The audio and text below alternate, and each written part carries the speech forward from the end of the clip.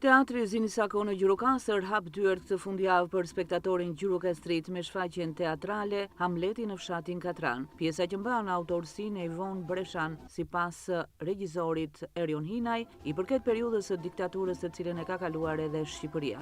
Është një pjesë e cila është shumë pranë edhe, si ta thuash, popujve të lindjes që kanë kaluar atë periudhën e fortë totalitare, pra një periudhë diktatoriale që deri diku është ndjerë dhe në, po themi, në shtetet slave. Po ashtu në Shqipëri sigurisht periudha diktatoriale ka qenë akoma dhe më e fortë, ka qenë akoma dhe më e egër. Kështu që në këtë aspekt i përshtatet goxha edhe sigurisht historia e popullit tonë është goxha e dhimbshme në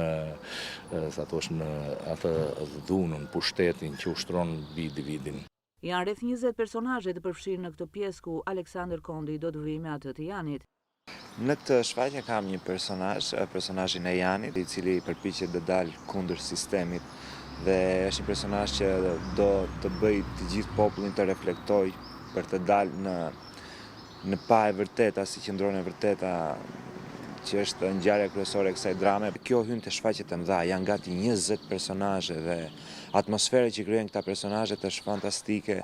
Etydet që ka punuar regjizori, i cili ka bërë një punë mjaft mirë me etydet, është një atmosferë shumë e këndshme që publiku jam i sigurt që do ndihet një moment do ndihet sigurisht në ato vite, sikur po jeton realisht në ato vite, sepse shfaqja ka një ndërveprim të tillë saqë publiku do ndihet si pjesë e shfaqjes.